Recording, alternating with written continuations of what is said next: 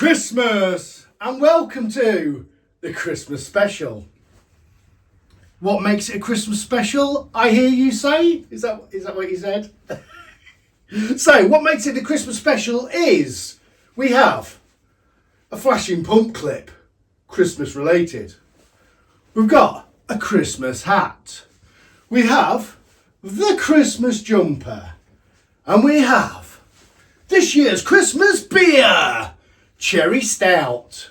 Now, this is basically the recipe from Hapless Ginger, Graham Preston's salty caramel chocolate milk stout, without the salty caramel, cacao nibs and lactose, with cherries in it. Let's have a look at the recipe. So we've got 4 kgs of Maris Otter, 500 grams of flaked oats, 250 grams of chocolate malt, 150 grams of roasted barley, 100 grams of medium crystal. There is 200 grams of black malt. It's fermented with Cross Myloof 5. There's 25 grams of North Down 7.4 alpha acids at the start of a 40-minute boil. It's just under 2 kgs of frozen sweet cherries in a muslin bag. At the end of fermentation for 5 days. Here you go, look. That's what I used. It's coming at 5.4% of the ABV. What we're going to do then, we are going to have a little look at the beer. We've got some fun Christmas facts with a very special guest.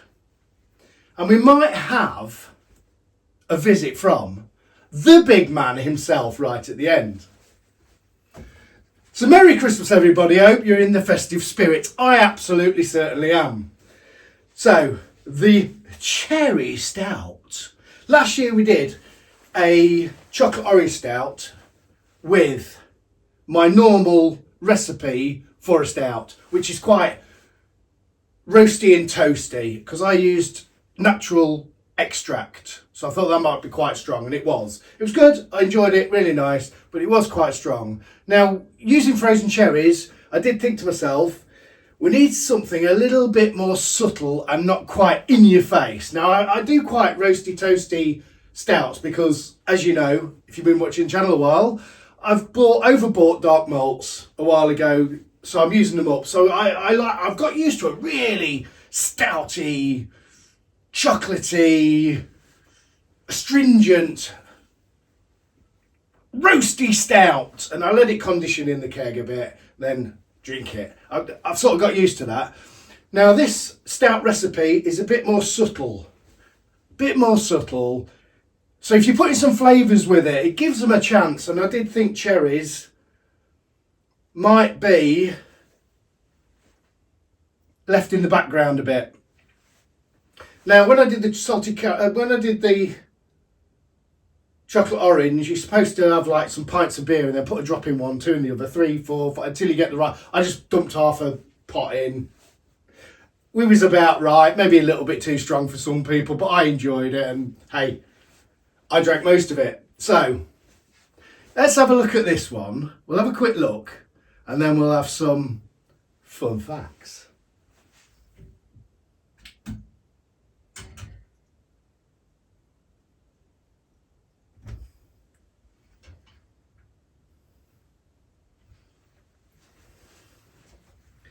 There she is in the glass. Now, we're not holding a massive head. I've topped that up a couple of times because I've been talking and retaking. I'm nightmare. I'm too excitable. That's the trouble. I don't know whether it's the glass. I've pulled that out of the cupboard. We'll take a bit off there, top it up for the next look, shall we?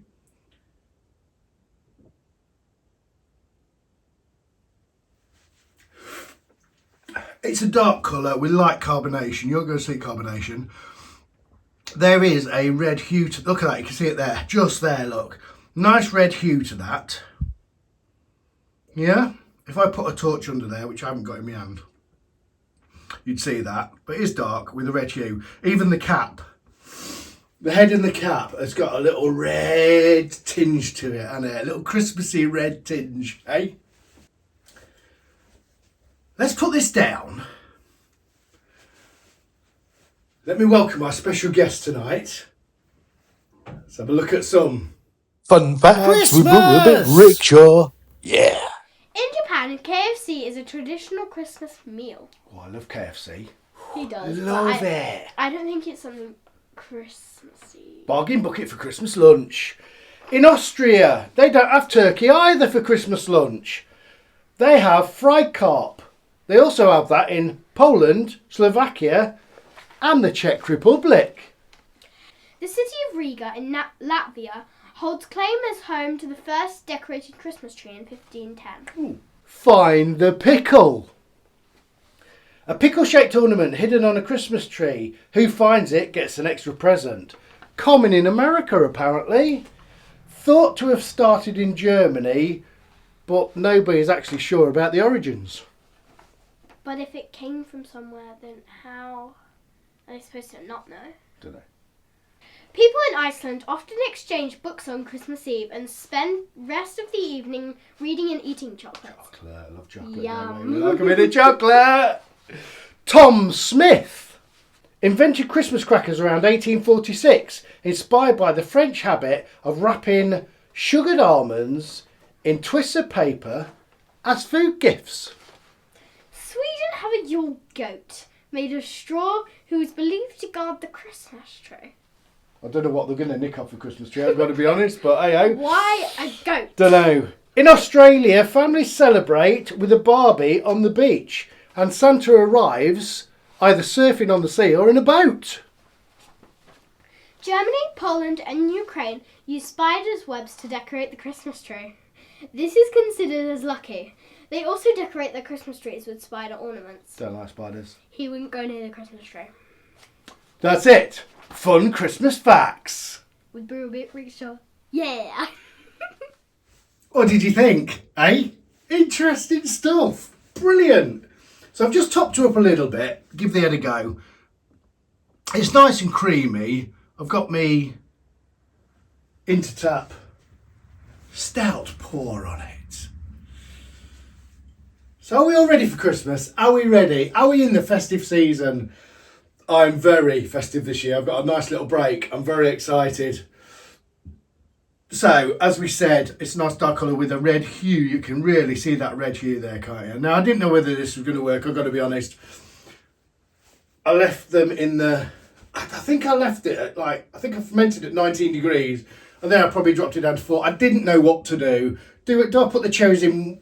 They came out the freezer, so there was no bugs. And I put them in at 19. And I was like, oh, do I leave them at 19 or do I do like a dry up and put it in at 14? I was like, I don't know, I'm fudging it. Once again, I should, at the end of my video, say, I had some nice comments the other day. Oh, I really love your video, really pleased you do that. I was like, I'm so fudging it. Please don't think I know what I'm doing here. I am still making it up as I go along. So when I first tried this, I did think to myself, ooh, those cherries have got a bit lost, haven't they? So this beer is not particularly roasty. It's giving it every chance. But after a pint or two, I think it was just settling. On the nose, there is definitely some cherry. Definitely some cherry. Absolutely, definitely, without a doubt.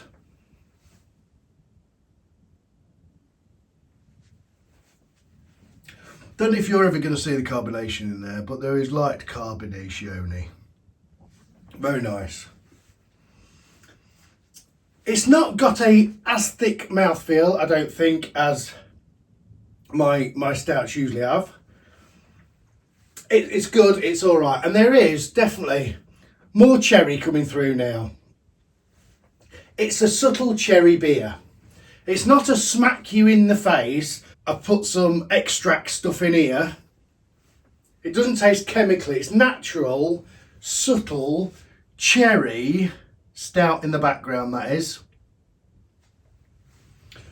That's worked for me. I think that may be a stout for the masses. Somebody who's coming into stouts and likes cherry. If you don't like cherry, you've had it, haven't you? Obviously, you're done. This is a good mover inner. It's a nice, smooth, not too astringent. It's not too roasty. It's got a nice, subtle little cherry there. I think you would know. I don't know whether it's in my... See, sometimes I worry that it's in my head. I go, I'll put some cherries in this so I know they're there. But I've given it to a few other people. They've gone, yeah, you can taste cherry in it. It's not a massive cherry. It's not. Absolutely not. It's a subtle cherry stout that's not roasty. It's easy drinking, very sessionable, and not too heavy.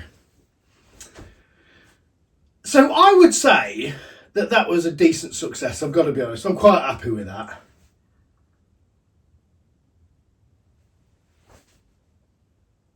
I've only had a couple before this tasting.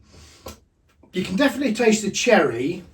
So when you smell it, there's definitely some cherry smell there, without a doubt. I think if you give that to her and you go, yeah, it's got cherry in that has. And when I tasted the cherries, I took the bag out. I didn't squeeze the bag, and maybe I should have squeezed the bag. I just took it out and put it in a pot, and then I didn't put what came out the bag into the pot. I just kegged the beer. In hindsight, I wish I'd squeezed the muslin bag. I probably got some thicker juices, but then I tried some of the cherries, and I left the stones in because I couldn't be bothered. It was frozen. I don't know whether that reacts, whether that's got anything to do with it, but when I tasted the cherries tasted of stout. I didn't particularly taste of cherry after I'd let them drain. The cherries was just sort of bland. So I was going, oh, I must have had the cherry stuff out of there, haven't I? Lovely job. Lovely job. So yeah, cherry on the nose, absolutely, a bit of cherry on the nose.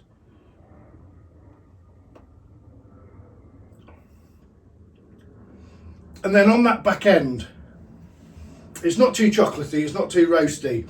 And you get this cherry sat there at the end after everything's sort of dissipated out a bit. Is this how I wanted it to turn out? I don't know what I wanted out of this. I wanted some cherry in a stout. And I've got some cherry in a mild stout. And it's a nice easy drinking stout for Christmas. You can have a few of these. Lovely job. It does look pretty. Looks pretty. There's nothing wrong with it. If I sent this to someone and said this is a cherry stout and someone drank it, they would probably turn and go, there's a bit of cherry there. Cherry stout.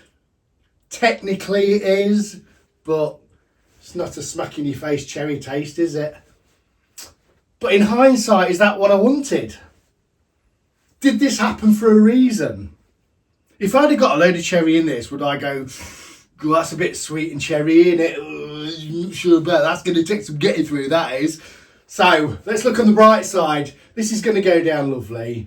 I think plenty of people are going to go, yeah, I'll have one of them. They're very nice. And I'm going to have no problem, absolutely no problem, polishing off this keg. It just leaves me to wish you all a very Merry Christmas. Season's greetings. Hope you have a great day.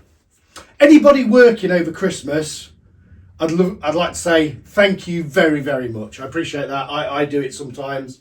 I've got New Year this year, but I'm looking to spend Christmas with my family this year. Absolutely fantastic. I absolutely make the most of it. So thank you, anybody that's working for our benefit this year. We really do appreciate you. And I hope everybody has a great, great Christmas. Cheers. Ho ho ho! We're a bit richer! Merry Christmas! Merry Christmas! We're a bit richer!